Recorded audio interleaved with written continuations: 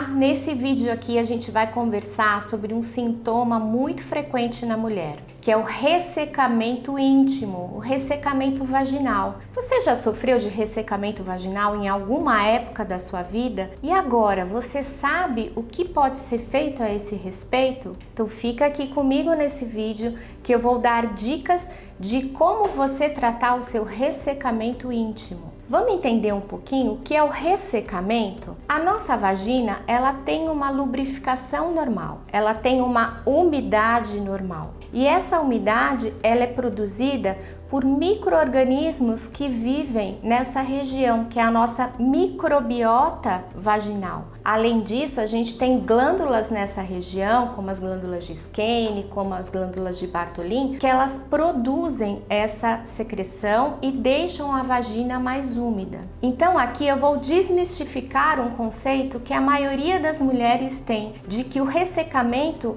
é comum só depois da menopausa. Não, esse ressecamento ele pode acontecer em qualquer fase da vida da mulher. Você sabe por que a gente tem essa umidade, essa secreção vaginal? Ela tem um papel fundamental, que é manter o pH vaginal e prevenir essa região de ter infecções. Além disso, essa secreção ela é responsável por manter a lubrificação durante a relação sexual, para ela acontecer de uma maneira mais confortável. Além disso, essa secreção faz uma limpeza na nossa região vaginal. Então ela tira micro-organismos, ela tira restos de células. Então essa secreção é muito importante na fisiologia da nossa vagina. A produção dela é influenciada pelos hormônios do nosso ciclo menstrual. Você já reparou que lá para o meio do seu ciclo menstrual, próximo da ovulação, você fica mais úmida? E você sabe por que isso acontece? Isso acontece para facilitar a relação sexual e para mostrar que você está no período fértil, para facilitar a ascensão desse espermatozoide lá para a cavidade uterina, para encontrar com o seu óvulo e eventualmente ter a fecundação e uma futura gravidez. Vamos conversar um pouquinho sobre as causas desse ressecamento. Esse ressecamento,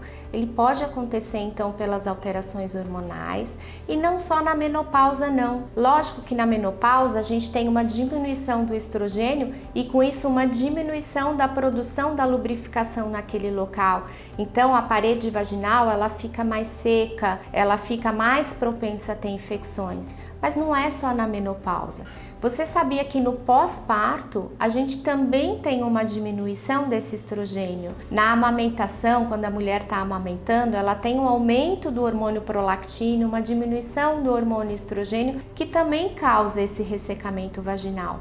Então não é só da menopausa não. Então as mulheres, quando estão nessa fase, elas tem também esse ressecamento. Você já percebeu ou alguém já comentou com você que quando teve neném, naquele período pós que estava amamentando, quando foi ter a sua primeira relação sexual com o marido novamente, machucou, estava mais ressecado? Pois é por conta disso. Outra causa também são o uso de algumas medicações, como os anticoncepcionais. Os anticoncepcionais, eles bloqueiam a produção dos nossos hormônios endógenos e com isso o estrogênio cai e a gente pode ter o ressecamento vaginal. Alguns antihistamínicos também são responsáveis pelo ressecamento vaginal, alguns antidepressivos. Mas, por favor, se você está sentindo algum desses sintomas, de vaginal, tá mais difícil de ter relação, tá tendo mais infecção, não pare a sua medicação, principalmente os antidepressivos.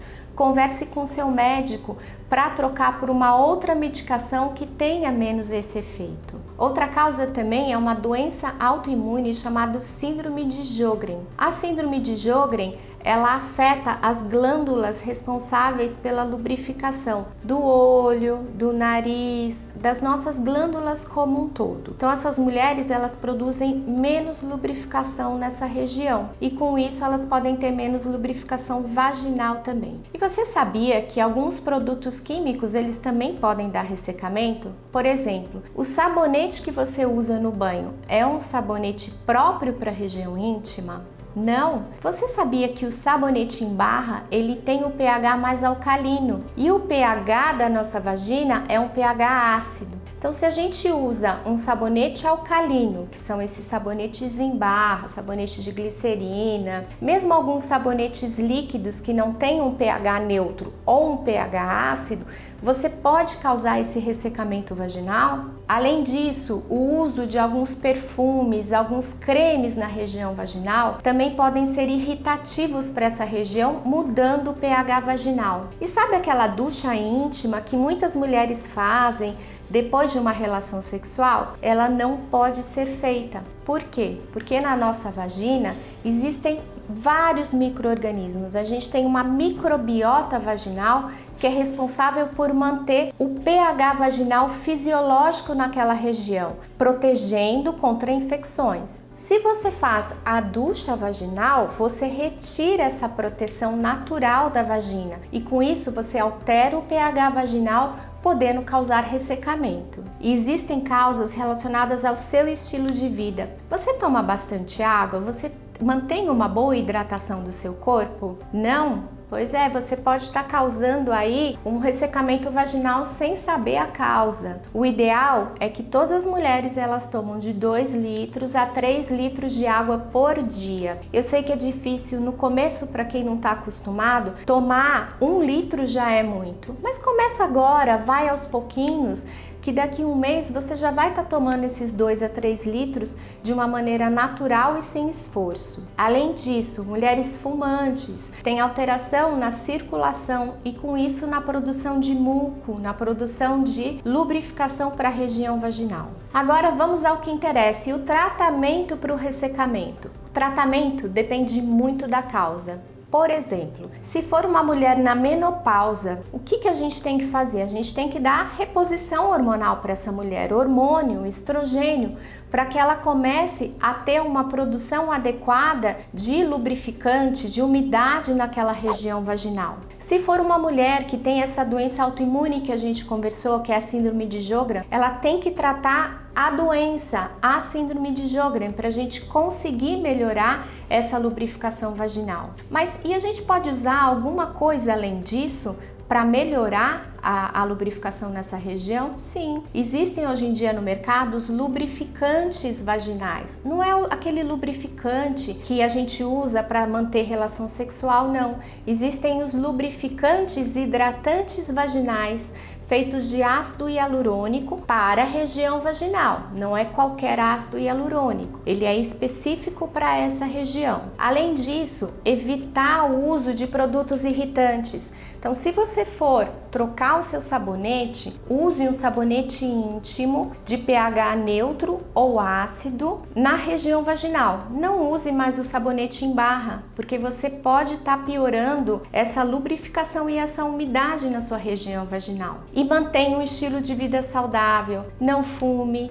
se hidrate bem, pratique exercícios físicos para melhorar a sua qualidade de vida e a sua vida sexual. Gostou desse vídeo? Inscreva-se aqui no nosso canal, deixa aqui seu comentário, converse com a gente, fale, você já teve ressecamento vaginal ou tem ressecamento, o que melhorou para você? Inscreva-se aqui no nosso canal e ative o sininho de notificação. Até a próxima!